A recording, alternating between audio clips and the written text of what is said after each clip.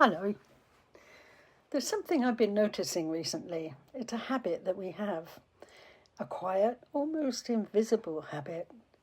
We name things, we label things, we define them, and we place them neatly into boxes of understanding. And I wonder this. In doing that, what do we lose? Because here's an example. We say we love nature, but do we really? Are we willing to be in relationship with it? Not just to see it, but to meet it, to listen, as if it might actually have something to say. I heard these words recently and they really stayed with me. They touched me somewhere. The difference between personal growth and personal truth. One teaches you how to perform better, and the other dares you to stop performing at all.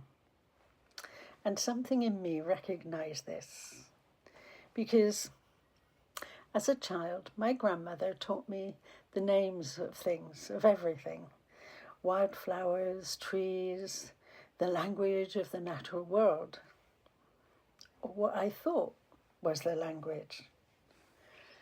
I would press flowers into books and carefully label them, write about them. I knew them, or at least I knew their names. But then something subtle began to reveal itself.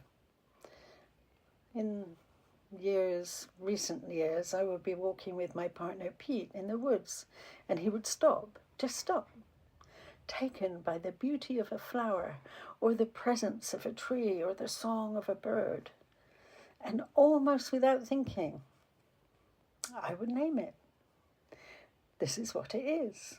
This is what I know. And I see it now. That was me performing. That was me showing the world and myself that I knew. But what I didn't know was how to listen, how to be still enough to let nature speak in a different way.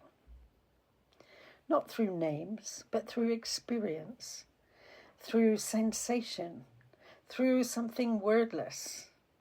I had to learn to hear the bird song not as something to identify, but as something to feel, as a kind of music, a kind of conversation.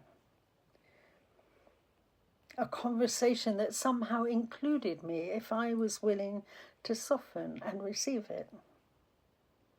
The flowers, they changed too.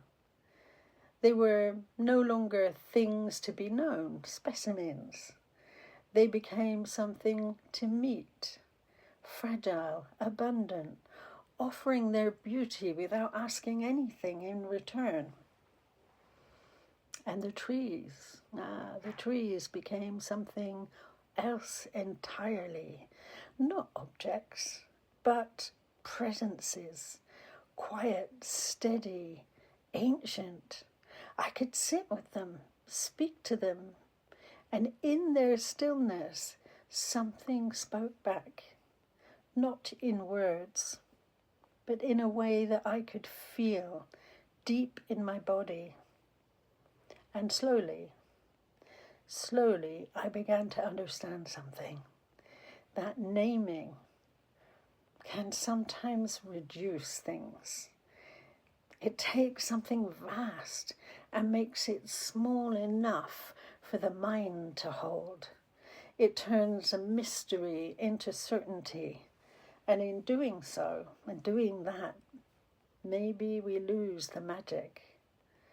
Maybe we lose the awe. Maybe we lose the possibility that something is speaking to us in a language we have forgotten. We've forgotten how to hear. And maybe, just maybe, it feeds the part of us that wants to perform, to say, look at what I know, instead of asking, what is this really? And so now I'm learning something new.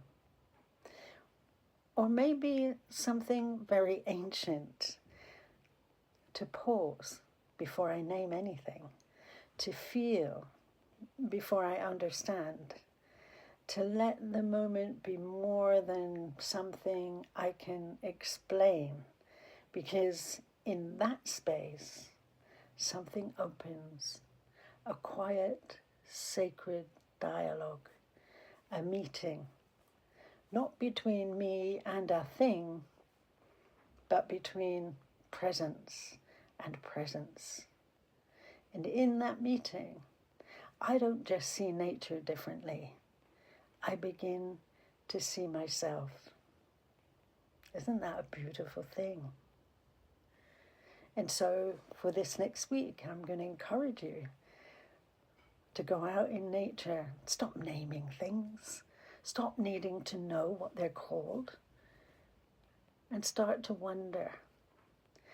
Listen to the magic of the music of the birdsong.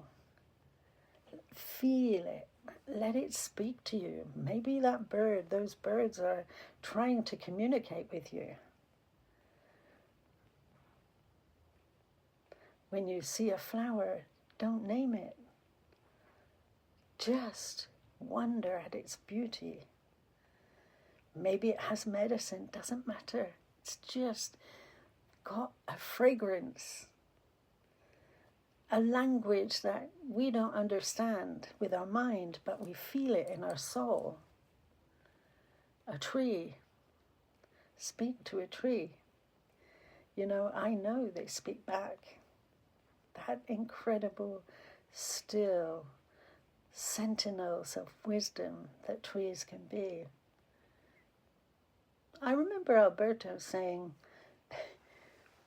God created this planet and all the beauty in it in 6 days. And on the 7th day, he left us to name things. Of course, that's what we've done.